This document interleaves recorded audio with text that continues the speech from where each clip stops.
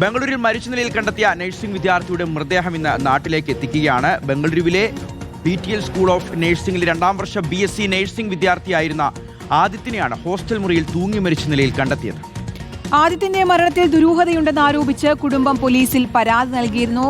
സാന്ത്വന സാജു വിശദാംശങ്ങളുമായി ചേരും. സ്പന്ദന, എന്താണ് കുടുംബം ഇപ്പോൾ ദുരൂഹത ആരോപിക്കാൻ ഉണ്ടായ സാഹചര്യം? എന്തൊക്കെയാണ് പരാതിയിൽ പറയുന്നത്? കുട്ടിക്ക് ഏതെങ്കിലും തരത്തിലുള്ള പ്രശ്നങ്ങൾ അവിടെ കോളേജിലോ മറ്റോ ഹോസ്റ്റലിലോ മറ്റോ ഉണ്ടായതായി അറിവുണ്ടോ?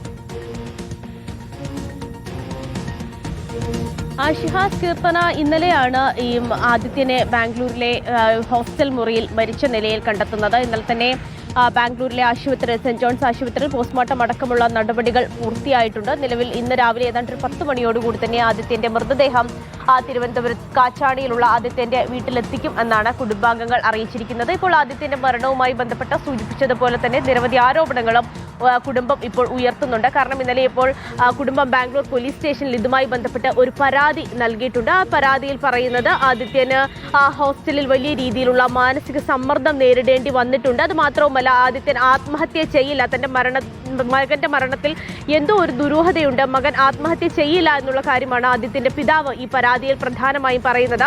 നമുക്ക് ബന്ധുക്കളോട് സംസാരിക്കുമ്പോൾ മനസ്സിലാകുന്ന പ്രധാനപ്പെട്ട ഒരു കാര്യം എന്ന് പറയുന്നത്, അവിടെ ഈ ഹോസ്റ്റൽ മുറിയിൽ 4 പേരുള്ള ഹോസ്റ്റൽ മുറിയിലാണ് ആദിത്യൻ താമസിച്ചിരുന്നത്. മറ്റു സുഹൃത്തുക്കൾ മറ്റ് 3 പേരും കോളേജിൽ പോയിരുന്ന സമയത്താണ് പോയിട്ട് തിരിച്ചു വന്നപ്പോഴാണ് ആദിത്യനെ തൂങ്ങി മരിച്ച നിലയിൽ ഈ ഹോസ്റ്റൽ മുറിയിൽ കണ്ടെത്തുന്നത്. അപ്പോൾ പറയുന്നത്, ഈ ഹോസ്റ്റൽ മുറിയിൽ തന്നെ ഉണ്ടായിരുന്ന മറ്റ് 2 വിദ്യാർത്ഥികൾ ലഹരി ഉപയോഗിക്കുന്നത് അവിടുത്തെ അധ്യാപകനും അതുപോലെ തന്നെ അവരുടെ ഹോസ്റ്റൽ വാർഡനുമായ ആള് കണ്ടെത്തിയിരുന്നു.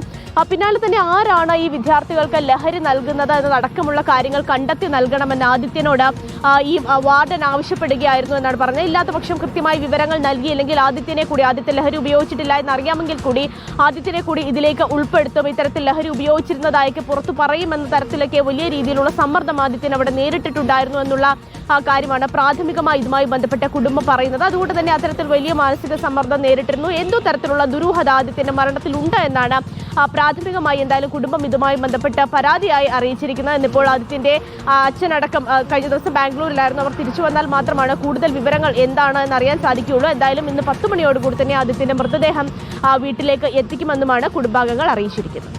ശരി, സ്പന്ദന സാജു ആണ് വിശദാംശങ്ങൾ നൽകിയത്. മകൻ ആത്മഹത്യ ചെയ്യില്ല, മരണത്തിന് പിന്നിൽ മറ്റെന്തോ ദുരൂഹത ഉണ്ടെന്നാണ് ഇപ്പോൾ കുടുംബത്തിന്റെ പരാതിയുള്ളത്.